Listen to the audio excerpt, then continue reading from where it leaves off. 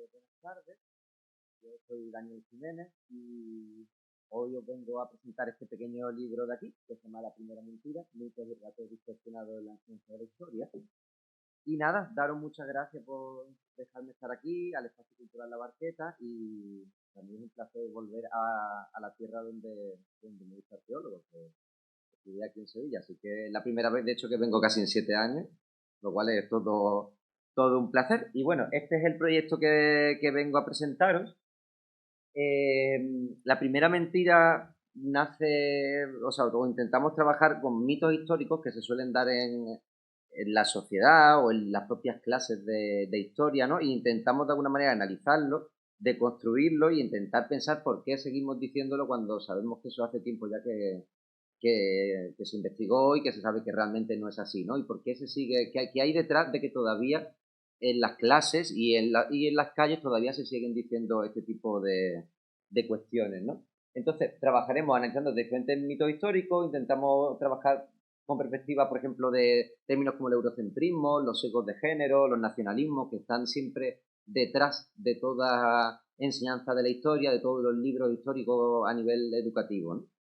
Y nada, el libro en ese sentido trabaja diferentes temáticas, como por ejemplo cuál fue el papel de la mujer en la prehistoria, si hubo realmente reconquista o no, si la nación española es un invento como tal, ¿no? Y diferentes temas. En ese caso son 14 capítulos y escriben diferentes profesores universitarios de Cádiz, Sevilla, Sorbona, México, Madrid, de todas partes. Entonces, en ese sentido creo que es un libro bastante más rico porque no es que venga yo aquí a contaros, sino que he ido buscando a los especialistas para que vayan poco a poco intentando ir a lo que ellos más conocen en ese sentido, ¿no? Pero bueno, aunque sea un libro, digamos, colectivo, tiene una gran parte personal, ¿no? Porque a fin de cuentas la idea es mía y los planteamientos son míos, ¿no? Y detrás de esto realmente está lo que yo llevo, digamos, viviendo como arqueólogo pues en la última década, ¿no? Que es algo que siempre me ha ido sorprendiendo este tipo de mitos donde nacen. En este caso, a nivel, digamos, biográfico, para mí uno de los primeros puntos o el primer sitio crítico donde creo que este tipo de mitos aparecen es en la universidad.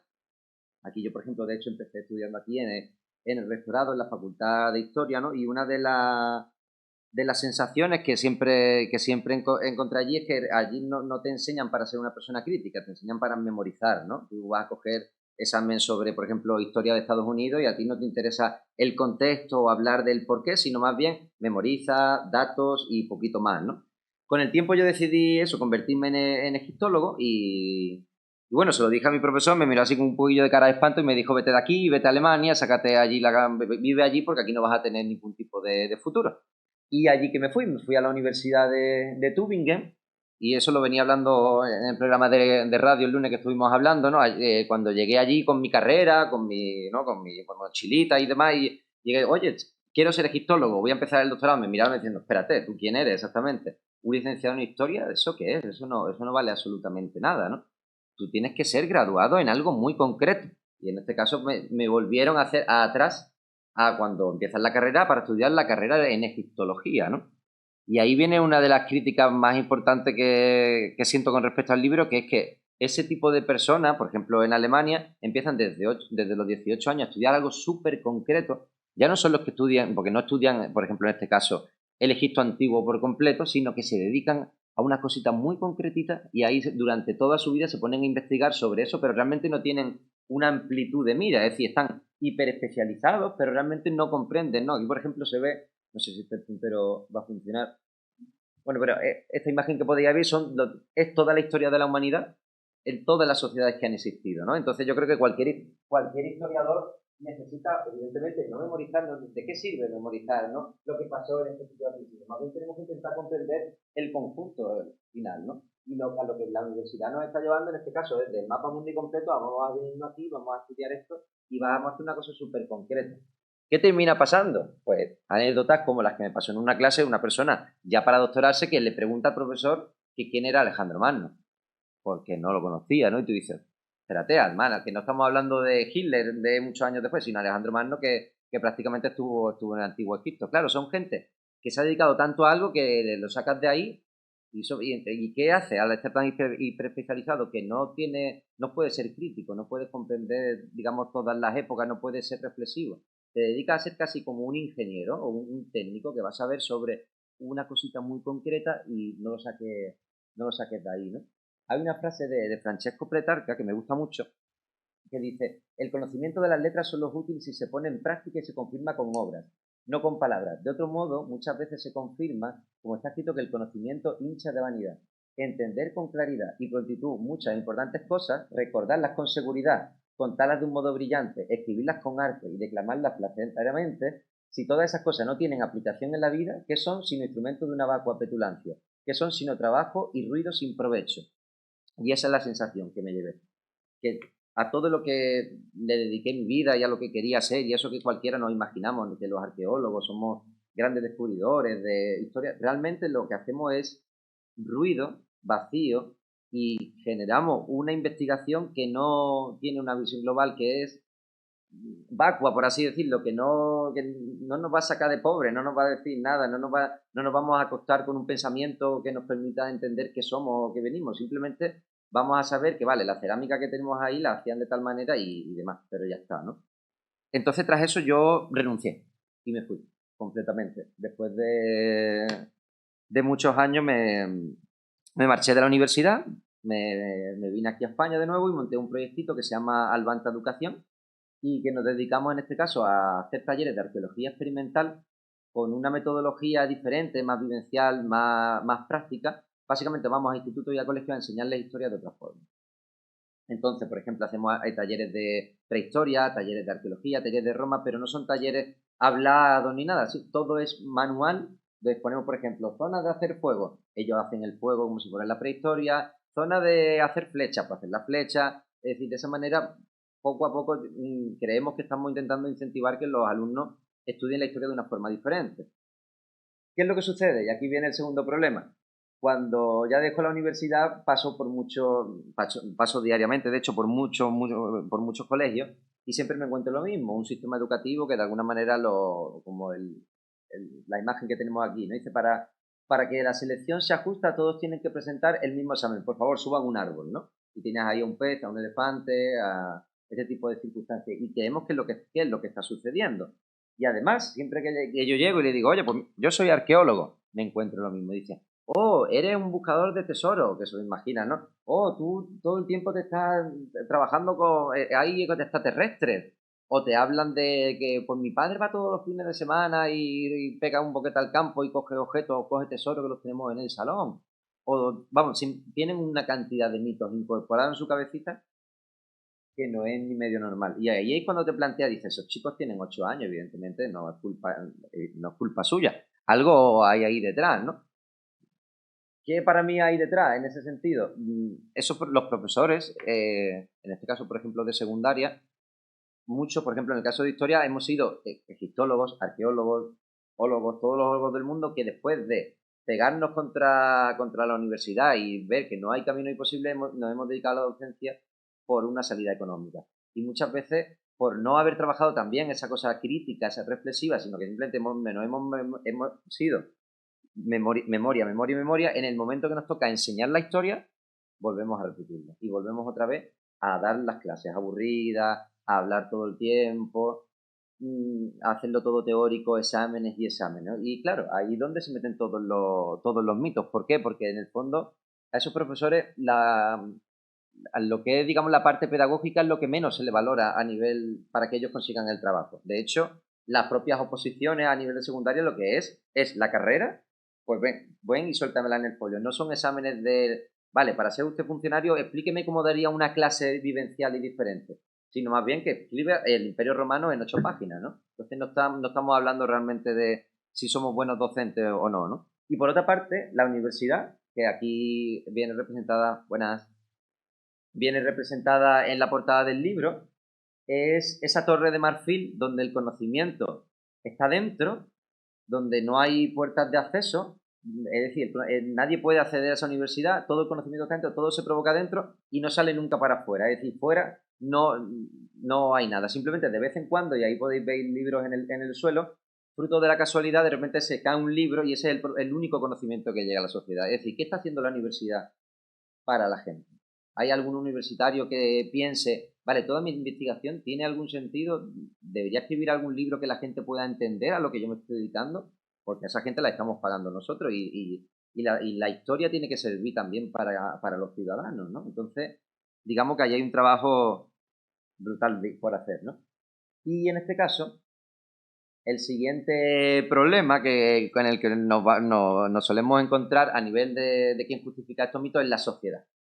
A la sociedad nos encanta consumir mitos, bueno, desde siempre, nos encanta sentirnos herederos de algo fantástico y pasado. De hecho, hoy día que hay tantas tribus urbanas sucede mucho. La gente que va al gimnasio y se siente un vikingo, militares que se sienten espartanos, o unos que buscan su pasado en la Atlántida, que de hecho por aquí suena de vez en cuando, o incluso por ser críticos con nuestra zona, Tartesos, ¿no? Siempre nos imaginamos ese Tartesos legendario, ¿no? Como si Argantonio fuera como nuestro tatarabuelo, cuando realmente pues no tenemos nada que ver con Argantonio. Bueno, pisamos las mismas tierras, pero hace muchos años realmente, ¿no?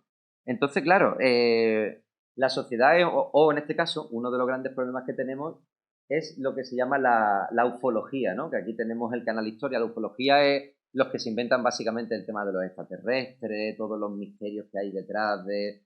Y puede parecer una cosa tonta, pero mueve muchísimo dinero.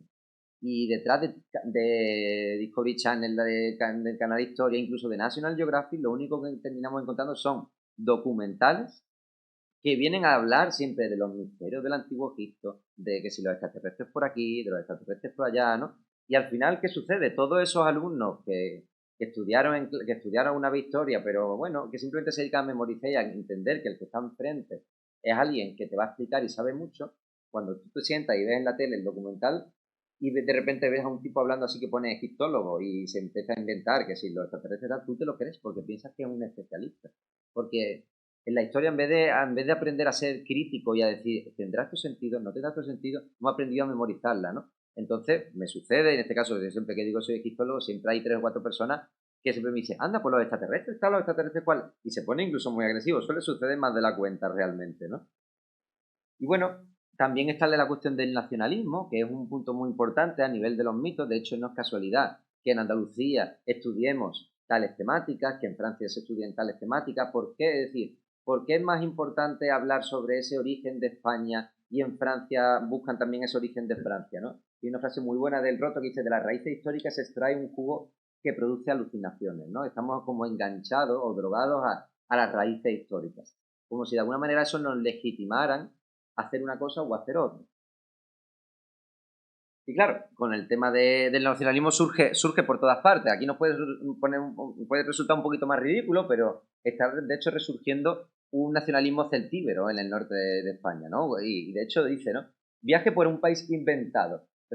Para dar una identidad a una España interior. Dice, recorremos uno de los grandes, que a ver cómo dice, es como el Camino de Santiago, pero con algo de verdad. O sea, como realmente, ¿no? O este hombre que dice aquí, si no existiera la Edad Media, habría que inventarla. Hacer la adolescencia de los países antes de convertirse en naciones, y al final termina. Ahora resulta que no tenemos la categoría de nación. Intentan quitarnos esa categoría, visto lo que está ocurriendo no me extrañaría. Es decir, no tiene ningún tapujo en decir que si resulta que la Edad Media no existe, pues habrá que inventarla. Porque a fin de cuentas es eso, inventarnos las naciones, ¿no? La nación es la que es en el presente. Y uno puede ser muy patriótico de su propia nación y está bien. Pero de nada sirve irnos a 1000 años atrás para decir mi nación tiene derecho sobre ti porque hace 800 años sucedió una cuestión o sucedió otra, ¿no?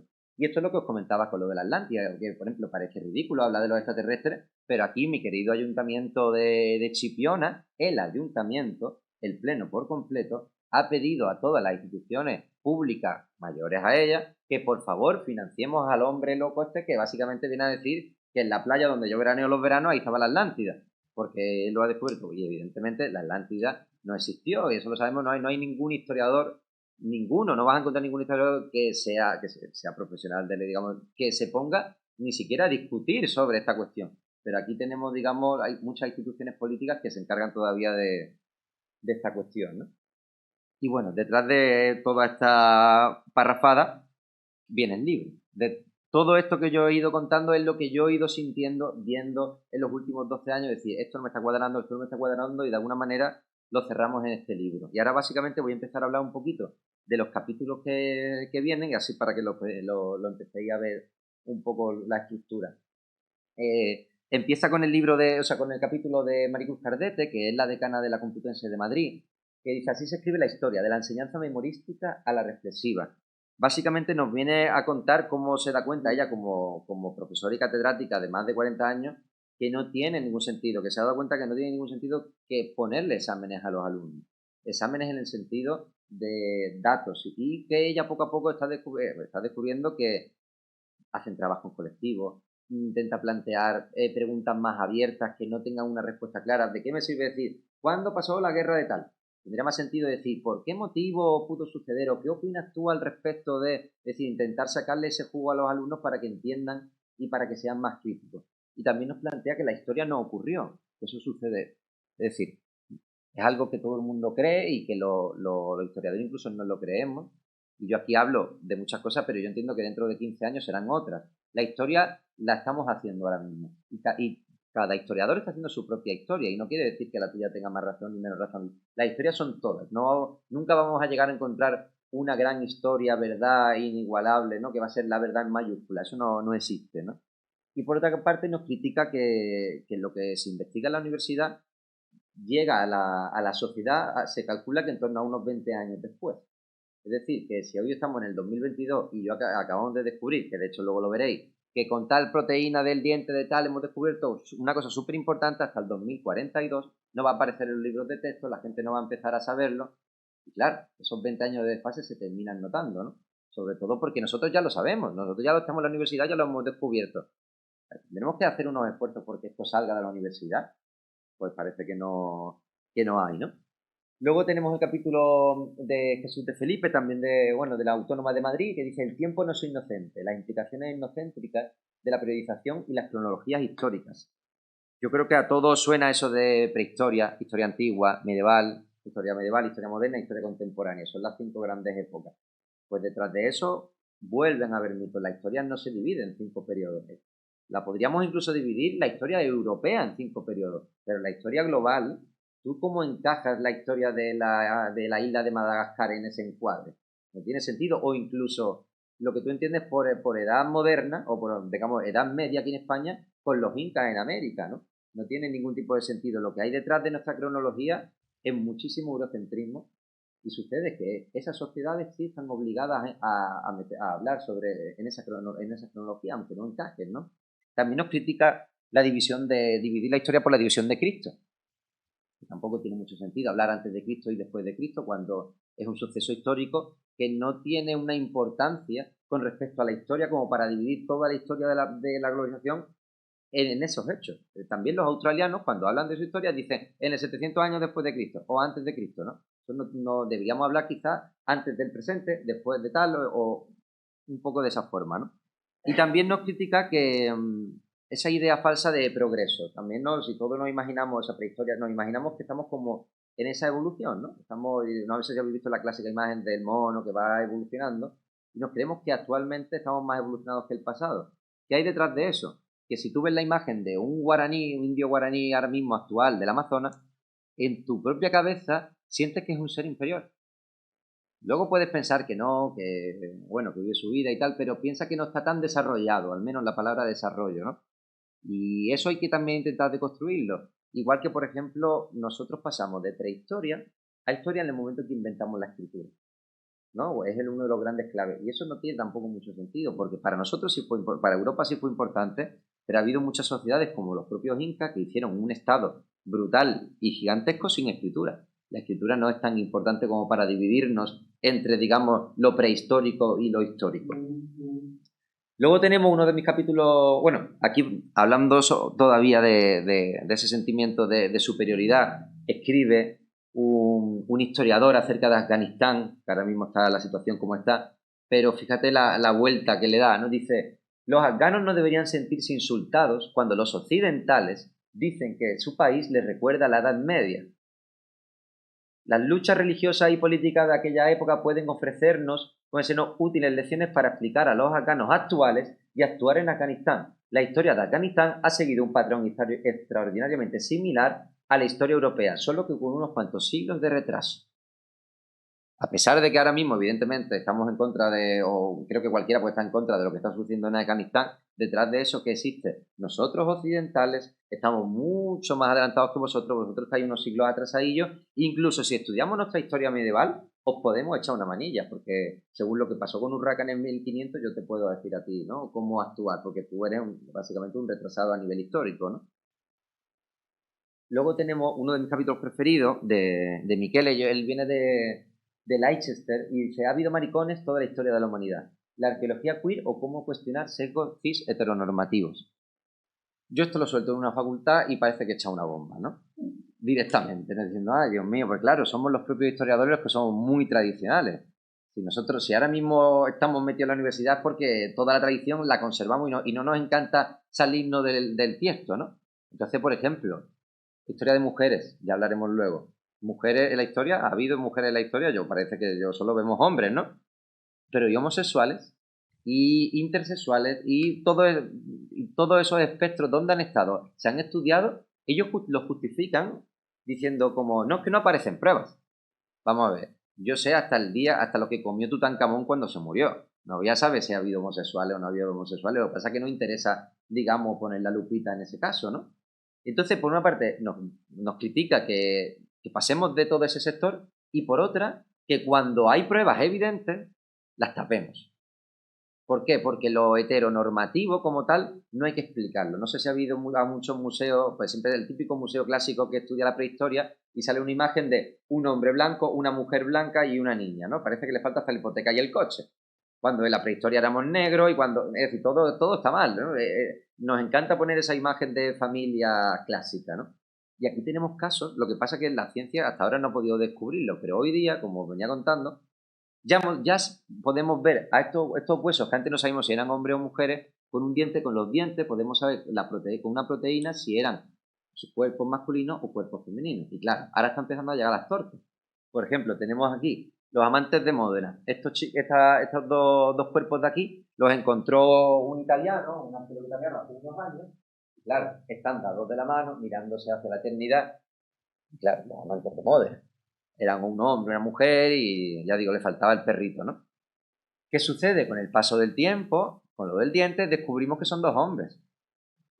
Y dice, ¿ahora qué pasa, no? Pero lo curioso no es que ahora hemos descubierto dos hombres, porque tú te puedes equivocar. Cuando tú realmente has dicho que son hombre y mujer sin prueba ninguna y te han marcado un poco eso, pero bueno. Ahora lo curioso es que el arqueólogo italiano responde y dice, vale, son dos hombres, pero no eran amantes, eran compañeros de batalla. Y dice, ¿no? Incluso, y lo que dice la arqueología queer dice, vale, a lo mejor no eran homosexuales, pero desde el principio plantea todas las posibilidades. Pueden ser homosexuales, pueden ser incluso hermanos, primos, ¿no? Eso no lo llegamos a saber. Pero ¿por qué al principio sin pruebas ninguna dice que es hombre y mujer y son amantes y le llaman los amantes de Módena, súper famosos, y ahora que son dos hombres son compañeros de batalla? No, la historia se tiene que escribir con pruebas y con ciencia, ¿no? Y luego tenemos este caso de aquí, que es un vikingo, bueno, un normando, que está vestido con ropa de rol femenino de aquella época, pero tiene armas del rol masculino. Y aquí se ha debatido si este es un hombre que se vistió así por esconderse, o una mujer que ha heredado las armas de su padre y tal, y con la misma proteína del diente descubrimos que es una persona intersexual. Una persona intersexual es que a nivel biológico no es XX o XY, sino en este caso es XXY. Desarrolló pechos y desarrolló pene. Y lo curioso no solo es que una persona intersexual, sino que además se viste de una forma no binaria, que se suele decir, está vestido con ropa de mujer, pero con armas de hombre. Y parece además que ha sido enterrado con mucho cariño y todo perfecto. Por lo tanto, cuando tú descubres este tipo de enterramientos, que también tenemos que empezar a hablar de este tipo de posibilidades, ¿no? Pues aquí queda el capítulo. Luego tenemos el caso de las mujeres, ¿no? Dice, ¿hubo mujeres en la historia? Parece ser que sí. Nosotros somos el género homo. El género homo en latín es hombre, ¿no? Siempre que vemos esas imágenes es la evolución. Bueno, hoy por hoy incluso hablamos de ser humano, pero vosotros habéis estudiado en clase que siempre se ha hecho la evolución del hombre. Y cuando se ha hablado de la humanidad, siempre hemos requerido la palabra hombre. Y ella misma investiga 6.000 libros de texto, de libros de colegios y de institutos de historia, y solo en el 3% de las imágenes aparecen mujeres. Solo en el 3%. Y siempre que aparecen, aquí me he hecho un laguillo, ¿dónde aparecen? Cortadas con un bebé o en el fondo de casa prehistoria recolectando. ¿Dónde aparecen los hombres? En pantalla principal, haciendo pinturas rupestres, haciendo el fuego, haciendo industria lítica, cazando, pescando. Y entonces, pues, si os dais cuenta, 1, 2, 3, 4, 5, 6, 7, 8, 9 hombres para 3 mujeres, ¿no? Eso creo que es una media muy biológica realmente, ¿no? ¿Qué hay detrás de esto? Hombre, no, yo creo que no hace falta ni explicarlo, ¿no? Y no solo ha habido, o sea, ese silencio se da no solo en la prehistoria, sino en todas las épocas. De hecho, siempre en clase digo, decidme mujeres importantes de la historia.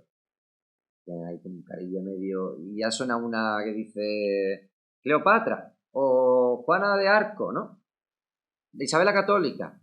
Todas las mujeres que se estudian en la historia son aquellas que adoptaron roles masculinos para aquella época.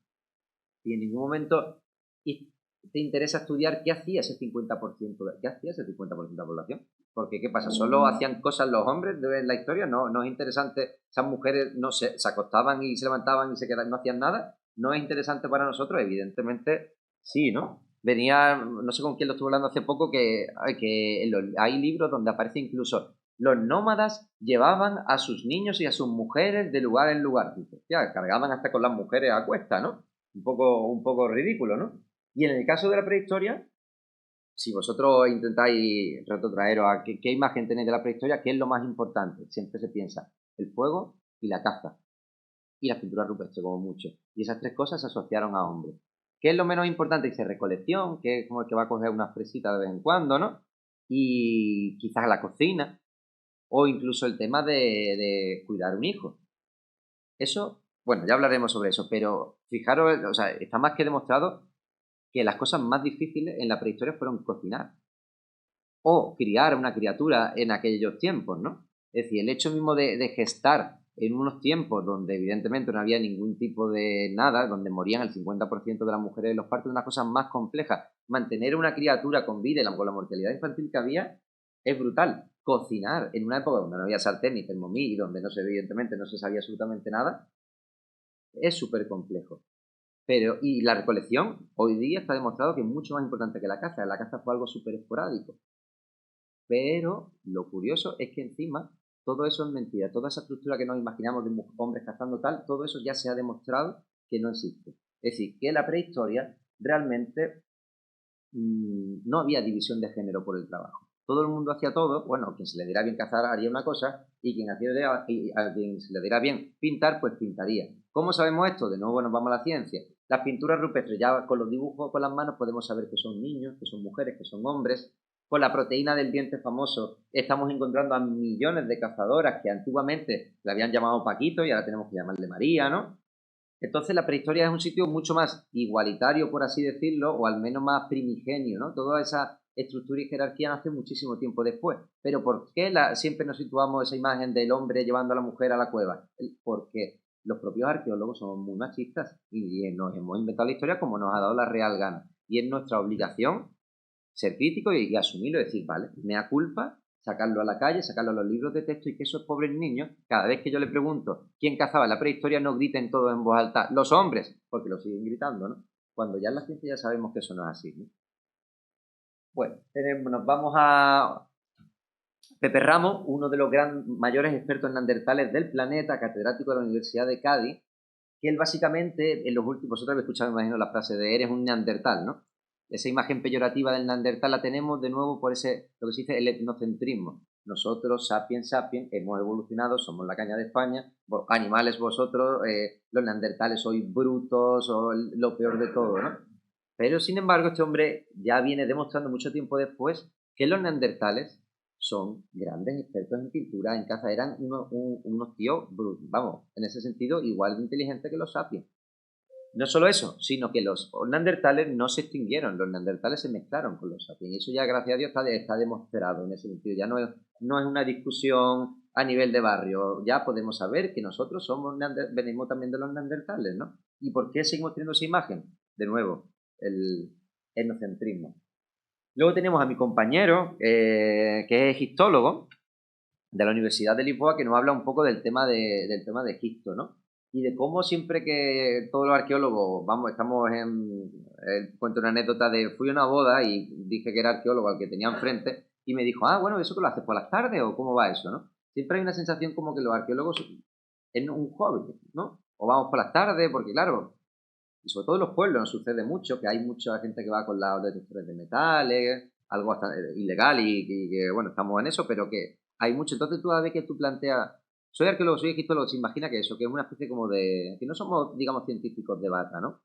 Y por otra parte nos plantea que una cosa muy interesante, que tú en una clase de colegio, tú dices, los extraterrestres hicieron las pirámides, todos se ríen, dicen, evidentemente no, ¿no? Es decir, el mito de los extraterrestres, que ya hablaremos de ellos no lo asumen. Pero el mito de esos egipcios, bueno, mejor dicho, esos judíos esclavizados que hacen las pirámides para ese que no va a saber qué Fren, que tiraba con el látigo y tal, eso sí la tenemos bastante metida en la cabeza, cuando realmente no hubo judíos en el antiguo Egipto. Y cuando los que hicieron las pirámides nunca fueron esclavos, porque no había esclavos en el antiguo Egipto, había esclavos de guerra que eran 3 o 4, pero que esta gente era gente pagada, ¿no? Este tipo de mitos más suele suceder evidentemente en clase de religión, porque en la clase de historia no se estudia, digamos, la parte, digamos, propiamente judía, ¿no? Sin embargo, lo curioso es que estos chicos, cuando que saben que no los extraterrestres no tienen nada que ver, como decía antes, pasan los años, ellos están acostumbrados a un profesor que les dice el conocimiento de forma unidireccional y que tú tienes que ir chupando y tragando todos esos conocimientos. Cuando pasan los años, ya tienes 20, 25 años, te sientas, ves el sofá, le das al botón y te sale esto, ¿no? Te salen misterio, el parque del misterio, te hablan de los egipcios, tal, y de repente asumes que esa persona es tu profesor o que esa persona te está volviendo a enseñar y tú te comes el mito de todo este cuestión, te lo comes y lo sueltas, vamos, y son grandes porcentajes de gente que opina eso. Tenemos, por ejemplo, el caso de este hombre de aquí, que es Thor Heyerdahl, no sé si, bueno, es básicamente un sueco que cogió un barco hecho de papiro hace los años 60 y cruzó de Egipto a América.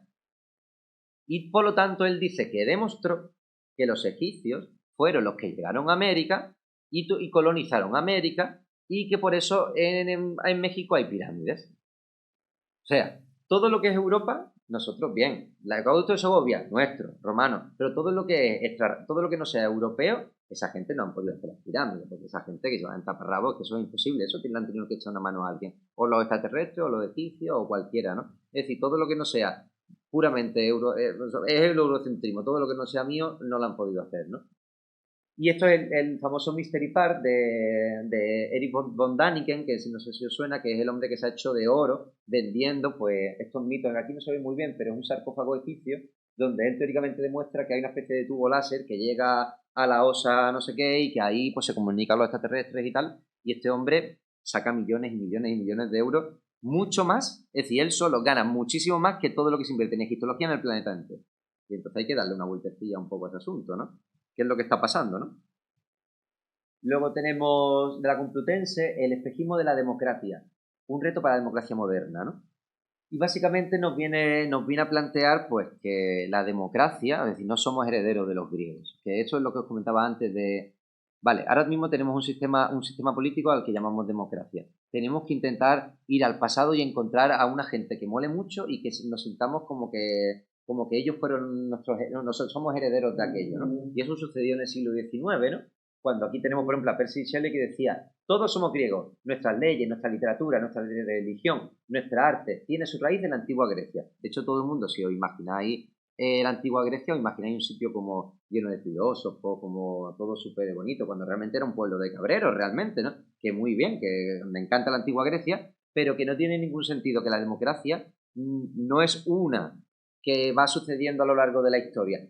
Están las democracias, y en este caso hubo una democracia en la antigua Grecia que tenía sus virtudes y sus defectos y nosotros hemos inventado la nuestra, que no tiene nada que ver una cosa con la otra, ¿no? Que está bien, que podemos compararlas, pero que no tiene ningún sentido. Intentar sentirte heredera de ellas, ¿no? Luego aquí tocamos hueso. Nos vamos a la Edad Media. Tenemos a José María Moreno, Alejandro García San Juan, de la Universidad de Huelva, y a Martín, que viene de México, que escribe de México. Ellos hablan de la Edad Media y de todos los mitos que hay, que pululan. con respecto a la Edad Media española. Y claro, aquí digo que tocamos hueso porque tocamos con la política. Porque actualmente grandes sectores políticos, que luego hablaremos, trabajan mucho en construir un relato imaginado en la Edad Media. Entonces es muy complicado a día de hoy encontrar una historia fuera de la política de la Edad Media. De hecho, todos los departamentos, o casi todos los departamentos de medieval de las universidades españolas están controladas entre ellos por grandes entidades políticas y demás, ¿no? Y no es una, es decir, esto no es una sorpresa, todos lo sabemos y siempre ha sucedido así, por lo menos en las últimas décadas. Entonces nos viene a hablar de diferentes, los tres, que son tres capítulos diferentes, nos hablan de diferentes cuestiones. Primero, cómo hay grandes sectores de los historiadores, en este caso los mitos los creamos nosotros, y de los arqueólogos que intentamos decir Hispania, que es la antigua, la romana. ¿Esto suena mucho a qué? A España, al Andaluz. Esto no es nada. Esto fue una cosa que sucedió ahí que vamos a intentar olvidarla. Entonces, de alguna manera, intentan trasladar esta propia palabra a esta. Cuando realmente, igual que al andaluz no es Andalucía y no tiene nada que ver, esta Hispania corresponde a un término geográfico. Es decir, aquí no había concepto de España. O sea, aquí en España entra Portugal y entran muchas cosas. No tiene sentido intentar creer que esto es esto, ¿no? Otra cosa que se plantean, y en este caso en Cádiz, que es de la facultad en la que estoy más ligado últimamente por algunos sectores, es si hubo realmente una conquista árabe. Esa es la cuestión, ¿no? Es lo que intentan plantear, es decir, que aquí no pisó un árabe, aquí de Marruecos no pasó nadie, pero literalmente ni uno. ¿Por qué? Volvemos otra vez a ese eurocentrismo, es decir, esa gente, y además lo llama, esos bárbaros no pudieron construir la Alhambra, no pudieron construir la mezquita de Córdoba. ¿Qué es lo que pasó? Que nosotros tuvimos una crisis religiosa y nos volvimos musulmanes durante un tiempo. Y al tiempo ya se nos olvidó y entonces tal, ¿no? Son cosas que pueden parecer un poco descabelladas, pero esto se está escribiendo actualmente en los departamentos, ¿no? Y luego el famoso término de la reconquista, que yo imagino que vosotros la habéis estudiado alguna vez y os sonará de algo, ¿no? Sí. Sin embargo, la reconquista, y eso es algo que yo de hecho no sabía, ya que me dedico al mundo antiguo, es un término que nace hace 200 años. No había sensación, es decir, los que estaban conquistando el territorio no decían que estaban reconquistando, ellos estaban conquistando. Y es lógico, es decir, un tipo en 1300 no hablaba de Don Pelayo, no sentía que Don Pelayo era su... Eso se creó 6 siglos después, donde en el siglo XIX tuvimos que empezar de nuevo a inventarnos España y decir, ¿dónde está España? Don Pelayo y la reconquista. Y entonces inventamos ese concepto que hoy por hoy lo tenemos muy inculcado porque en este caso el franquismo lo trabajó muy fuerte. Porque él mismo, Franco, se sentía que era heredero, él también reconquistó los territorios de España, en este caso de los bárbaros, por así decirlo, ¿no? Entonces, bueno, es un concepto que tenemos que ir quitando y que muchos historiadores han decidido directamente hablar de conquista, y en este caso de conquista, otros al re lo ponen en cursiva. Simplemente por decir, ya hoy por hoy es la reconquista, todos lo conocemos así, no vamos a estar cambiando nombre, ¿no? Es como el de hablar neutro. Bueno, pues vamos simplemente a cambiarle un poquito la palabra y hacer ver a la gente, bueno, que este término lo llamamos así, pero que realmente no fue tan así, ¿no? Y bueno, ¿qué es a lo que vengo a suceder? Y aquí el ejemplo que pongo delante es por lo que nos toca la Edad Media, pero bueno, de todas las ideologías siempre sucede lo mismo. Hay mucha ideología política que intenta construir relatos, ¿no? Por ejemplo, aquí tenemos a un partido que en este caso, cuando empieza las elecciones y empieza a hablar de pueblo, ¿no? A hacer toda la parte electoral, ¿dónde comienza? En la estatua de Don Pelayo. Y eso es muy representativo. Dice, la herida del Andaluz, la España que derrotó al califato, sigue siendo la gran enemiga de los radicales islamistas. ¿Qué hay detrás de todo eso que yo estaba comentando de ¿hubo realmente conquista árabe? ¿Qué hay detrás de todos esos historiadores que pagamos todo con nuestro dinero y que ellos están generando artículos? Legitimar esto y hacer sentir que ellos están luchando como lucharon nuestros patriotas pasados contra los, digamos, bárbaros, ¿no? Aquí tenemos libros, por ejemplo, el estandarte del Andaluz, intensidad y extensión de la instrumentalización yihadista hoy.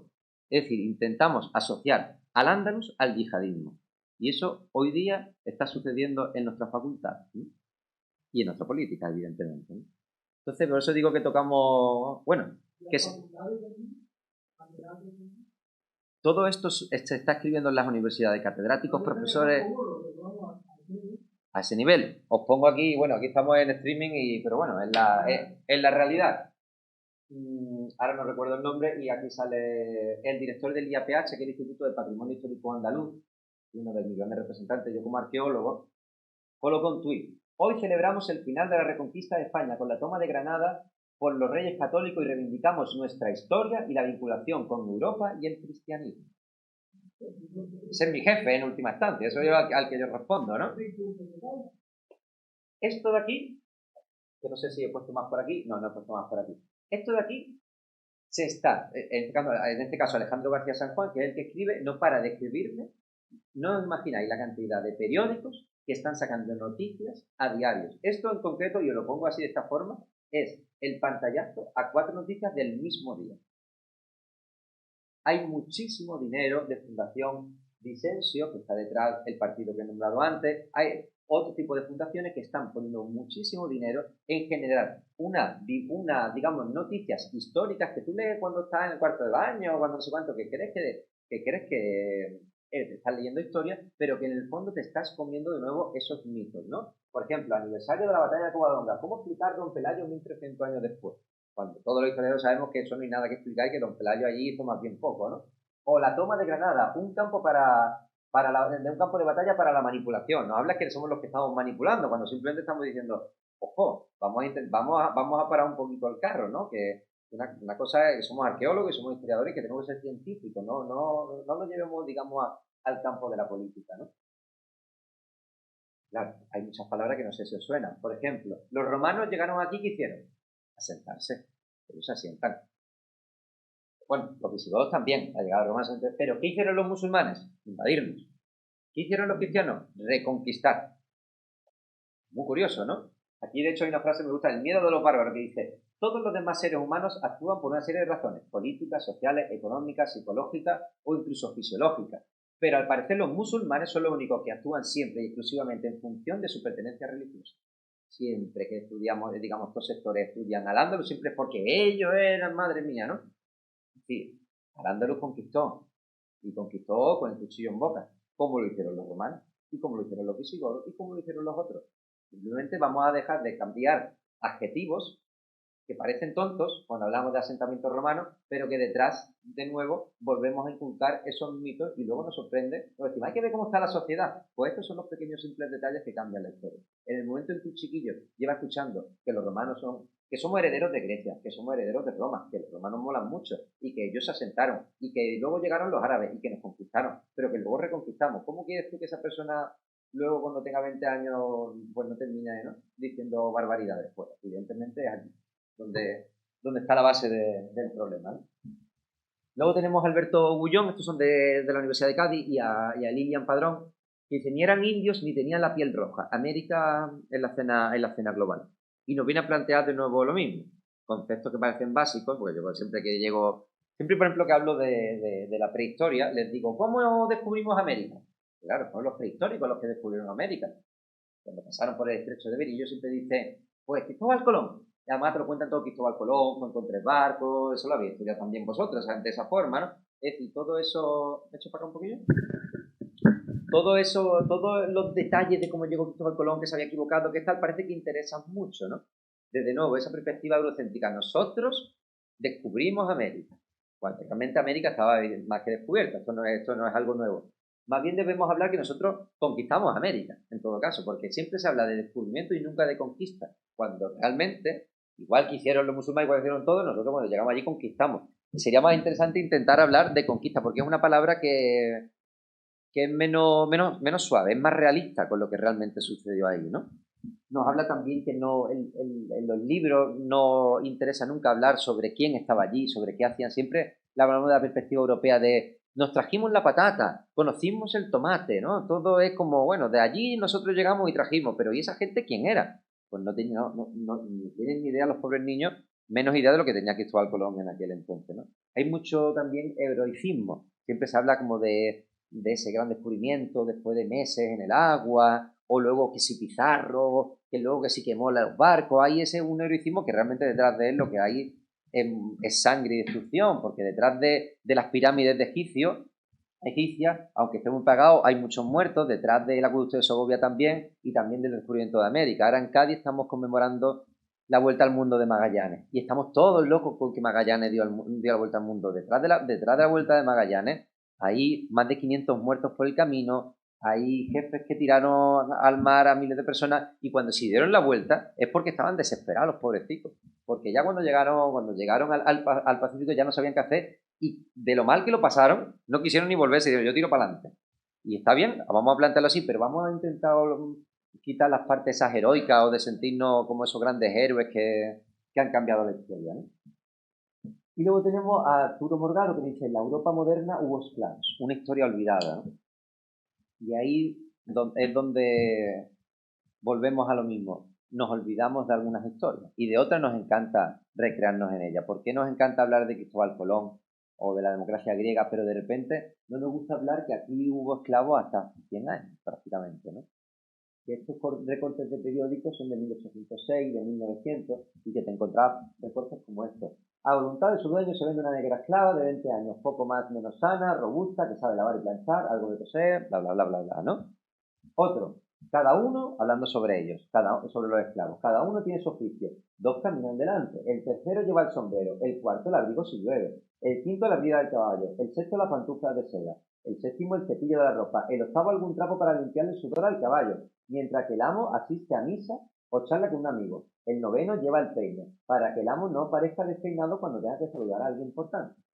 O el otro, apenas se encuentra una casa que no tenga al menos una sirvienta esclava. Esto compra todo lo necesario, lavar la ropa, limpiar los cristales, retirar lo que es la basura, etcétera, etcétera. Esta es nuestra historia, o la historia más cercana, ¿no? Los griegos no son nuestra historia, esta es nuestra historia. Y hay que intentar rescatar toda entera, no seleccionar los detalles. Y bueno, está bien. Hubo esclavos en España, bueno, no es algo con lo que nos sentimos orgullosos, pero estudiémoslo y sepámoslo. No sé si es interesante que además de esta época, incluso en los libros de texto se habla siempre de la esclavitud inglesa, del comercio triangular. No sé si os suena que decían que los ingleses bajaban a África, cogían africanos, con eso iban a América, en América los vendían por productos con materia prima, y con la materia prima iban a Inglaterra y hacían productos manufacturados, comercio triangular. Eso sí lo estudiamos, pero el esclavismo nuestro no, como que ese mejor lo pasamos bien, ¿no? Y luego tenemos, que viene de Francia, de la Sorbona, a uno de los grandes catedráticos de allí, que es un experto en la historia contemporánea española, que nos dice la guerra de la independencia y la constitución de Cádiz. ¿Cuándo se inventó la nación española? Vosotros que sois de Sevilla a lo mejor no estáis hasta aquí, pero los que somos de Cádiz estamos todo el tiempo que la Constitución también de nuevo volvemos a conmemorar, ¿no? Todas esas épocas. ¿Y es por qué? Porque de nuevo construir el relato de España, aunque hemos querido beber, hemos reconstruido mucho de los griegos, de los romanos, que si lo visigodo tal, también nos hemos fijado en esta época, ¿no? Y esa guerra de independencia con esa lucha contra el invasor francés gusta mucho, no solo en España, en todo, en Portugal, en Italia, todos quieren, digamos, comenzar su historia con la invasión o sea, con retirar a un invasor, ¿no? Igual que, por ejemplo, Franco hizo con la Reconquista, ¿no? Y en este caso esto sucede así, ¿no? Y claro, aquí cuando lo decía, el otro día estoy hablando de lo mismo, la frase de Ernest Lavis, que es una frase literal, no lo está diciendo de broma, en aquellos tiempos cuando inventaron sobre este caso, que decía, la historia sirve para que los ciudadanos amen su fusil. O el famoso nuestro en España, porque esta frasecita no es española, que también surgió en el mismo tiempo, todo por la patria. Es decir, ellos entienden, en el siglo XIX, cuando inventan que somos herederos de todo esto, entienden que la historia tiene que servir realmente para que el ciudadano ame su fusil. Es decir, para que el ciudadano, cuando yo tenga que llevarlo a una batalla, sienta que está defendiendo algo que tiene algo detrás, ¿no? O en este caso España, ¿no? Que es lo que nos toca, ¿no? Y bueno, lo que evidentemente nos cuenta que evidentemente España como tal no surge en este momento, ¿no? De hecho, yo tampoco tenía conciencia de españoles como tal, ¿no? Y de nuevo, periódicos que continuamente continúan, ¿no? De cómo surgió España, la historia de nuestro arduo nacimiento, ¿no? Ese nacimiento continuo. Estamos naciendo continuamente, siempre. En diferentes épocas parece que, no, aquí sí surgió España, no, aquí en otro momento, ¿no? Y penúltimo tenemos a Pablo Sánchez León, que también toca un poquito de hueso porque ya hablamos sobre guerra civil.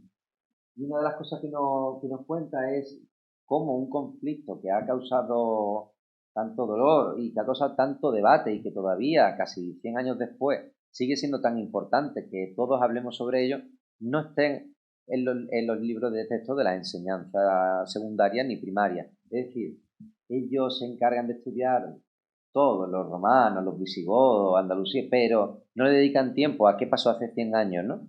Y a intentar entender su propia historia más cercana, qué le pasó a su abuelo, qué le pasó a su bisabuelo, qué sucedió, qué hay detrás de todo eso, ¿no? Al mismo tiempo nos critica que los historiadores siempre creemos que estamos en un pedestal y que estamos por encima, en este caso, por ejemplo, de las víctimas o de los ciudadanos de la ciudadanía que hoy por hoy quiere reconstruir una historia, ¿no? Nos creemos que somos nosotros incluso por encima de los propios jueces. Aquí escribe un colega nuestro, que, bueno, ya mayor, ya tiene bastantes años, pero que a nuestro parecer se sobrepasa como historiador, porque él viene a plantear lo siguiente, dice, el problema de la justicia hacia el pasado de guerra civil es que no sabe dónde trazar la raya porque es imposible trazarla. Por mucho que los historiadores, sociólogos, etcétera, establezcan diferencias entre las distintas formas de violencia, es imposible calificar jurídicamente de distinta manera el mismo delito. Por eso la guerra civil solo puede terminar en amnistía general. Es decir, un historiador de repente estamos hablando como un jurista.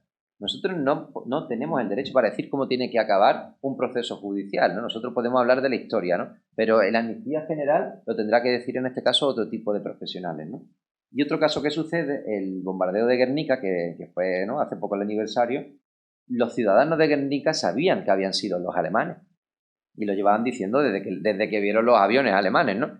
Los historiadores no nos lo creímos hasta los años 70. Cuando llegó Ángel Viña, llegó a Alemania y encontró un papel donde decía, yo, general alemán, bombardeé tal cuestión. Y entonces ya dijimos, ah, sí, es verdad, ¿no? ¿Por qué? Porque de nuevo los historiadores nos creemos que estamos por encima, ¿no?, digamos, de toda persona, ¿no?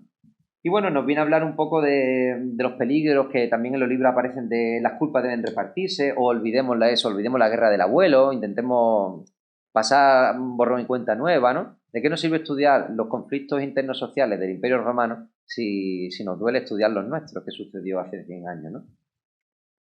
Y luego ya por último tenemos a Emilio Castillejo, que es un experto en historiografía y en lo que se enseña en las clases de secundaria, y nos viene a plantear que los libros cada vez son menos independientes, los libros o sea, los manuales de historia, ¿no? Y de cómo hay muchos peligros detrás de esa frase, porque por ejemplo hay muchos que hablan de nuestras tropas, una palabra que puede de nuevo parecer tonta, pero cuando habla sobre algo de hace 500 años no tiene mucho sentido, ¿no? O habla, por ejemplo, esto fue una época de prosperidad y esplendor, que automáticamente le está dando un valor a una época por encima de otra. La historia no podemos decir esto fue una época de prosperidad, ¿no? Porque entonces, ¿qué matiz le estás dando, no? O hablar de España como término, o hablar de moderado radical, que alguna vez no sé si habéis estudiado de algún conflicto y dice, bueno, esto eran los moderados, esto eran los radicales, ¿no? Tiene poco sentido, ¿no?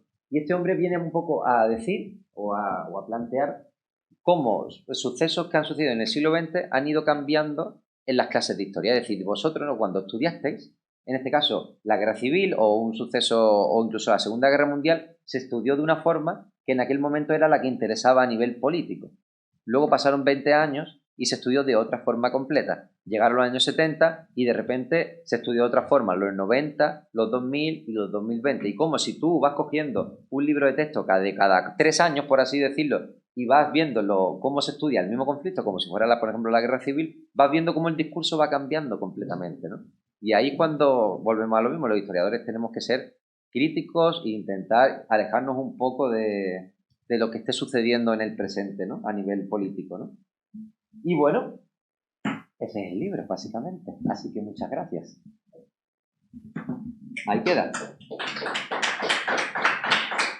Gracias a ti por un trabajo